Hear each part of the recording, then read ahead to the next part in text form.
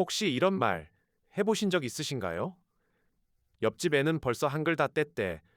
친구는 혼자서도 잘 자는데 넌 왜 안 돼?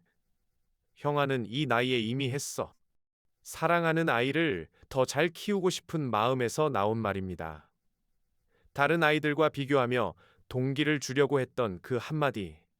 하지만 부모님, 이 비교의 언어가 우리 아이의 뇌 속에 어떤 흔적을 남기는지 혹시 생각해 보신 적 있으신가요?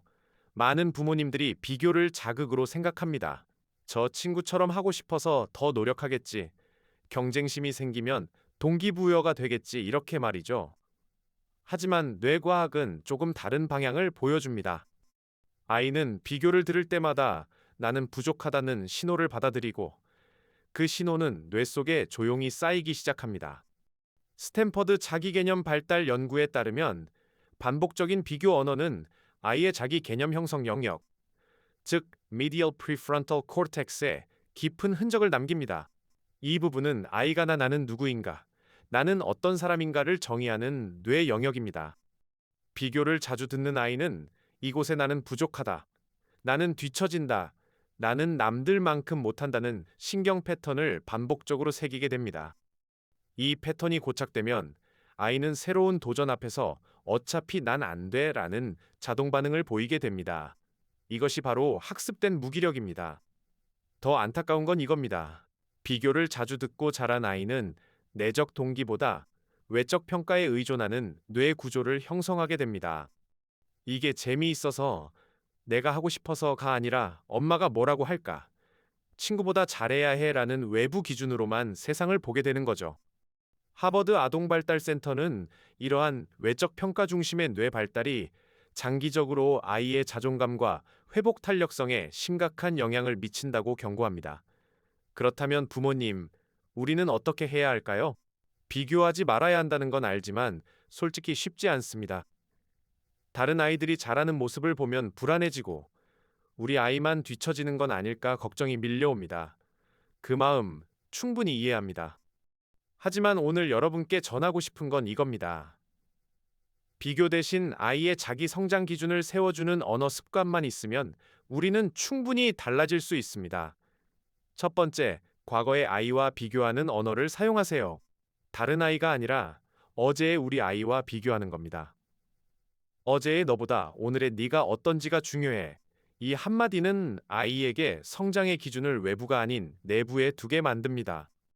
예를 들어 아이가 수학 문제를 풀다가 막혀서 짜증을 낼 때, 옆집 친구는 벌써 이것보다 어려운 거 한대라고 말하는 대신 지난주엔 이 문제 보고 포기했었는데 오늘은 끝까지 풀려고 하네.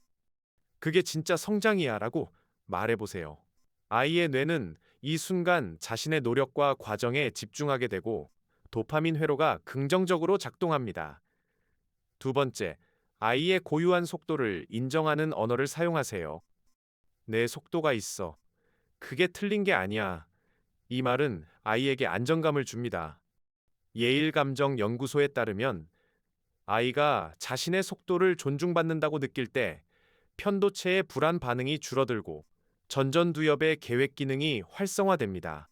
예를 들어 아이가 친구들보다 늦게 한글을 뗄 때 다른 애들은 다 했는데 넌 왜 이래가 아니라 괜찮아. 네가 준비되면 그때 하면 돼.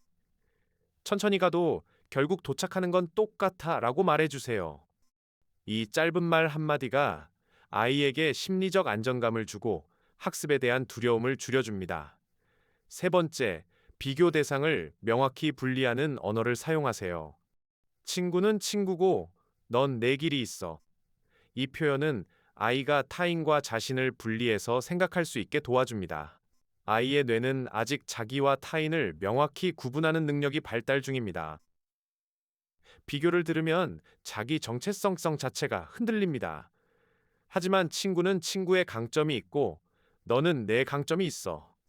네가 잘하는 건 이거잖아 라고 구체적으로 말해주면 아이는 자신만의 정체성을 뇌 속에 새기기 시작합니다.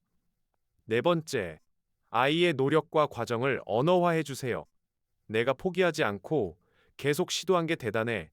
결과가 아니라 과정을 인정하는 언어는 아이의 뇌에 성장 마인드셋을 심어줍니다. 예를 들어 아이가 시험을 못 봤을 때 옆 반에는 100점 맞았대가 아니라 이번엔 어려웠구나. 그래도 네가 어려운 문제도 끝까지 읽으려고 노력한 거 엄마가 봤어. 라고 말해보세요. 이 말은 아이에게 실패가 끝이 아니라 과정의 일부라는 신호를 줍니다. 여기서 잠깐 부모님께 여쭙고 싶습니다. 나도 모르게 아이를 비교하게 되는 순간이 언제인가요? 어떤 상황에서 비교의 말이 튀어나오는지 솔직하게 댓글로 나눠주세요. 비난 없는 공간입니다. 여러분의 경험이 다른 부모님들에게도 큰 도움이 됩니다. 다섯 번째, 부모 자신에게 먼저 질문하세요. 비교 충동이 드는 순간 스스로에게 이렇게 물어보세요. 나는 지금 누구의 불안을 해소하려는 걸까? 아이의 성장을 위해서인가? 아니면 내 불안을 덜기 위해서인가? 많은 경우 비교는 아이의 문제가 아니라 부모의 불안에서 시작됩니다. 내 아이가 뒤처질까봐, 남들에게 뭐라고 들을까봐 두렵기 때문입니다. 하지만 이 불안을 아이에게 전가하는 순간, 아이의 뇌는 스트레스 호르몬에 잠기게 됩니다. 부모님이 먼저 자신의 감정을 인식하고 조절할 때, 아이에게도 따뜻한 언어가 나올 수 있습니다. 여섯 번째, 아이의 강점을 구체적으로 발견하고 언어화하세요.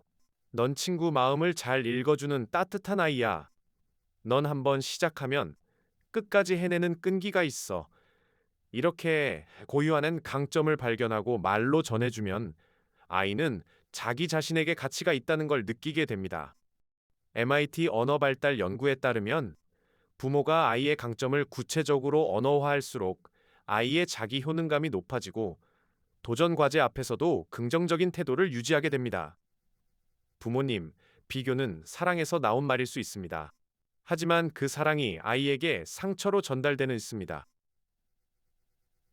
우리가 정말 원하는 건 아이가 남보다 앞서가는 게 아니라 자기 자신을 믿고 자기만의 속도로 성장하는 겁니다. 비교 대신 아이의 성장 과정을 함께 지켜봐 주세요. 어제보다 조금 나아진 오늘을 함께 기뻐해 주세요. 그 작은 습관 하나가 아이의 뇌에 평생 가는 안정감과 자존감을 새겨줍니다. 오늘 단 하나만 실천해도 충분합니다. 어제의 너보다 오늘의 네가 어떤지가 중요해. 이 한마디를 오늘 저녁 아이에게 전해보세요. 그 말이 아이의 뇌 속에 어떤 변화를 만들어낼지 여러분은 곧 느끼게 되실 겁니다. 이 영상이 도움이 되셨다면 좋아요와 구독을 눌러주세요. 여러분의 한 번의 클릭이 더 많은 가정에 따뜻한 변화를 전할 수 있습니다. 오늘도 최선을 다해 아이를 키우고 계신 모든 부모님, 응원합니다.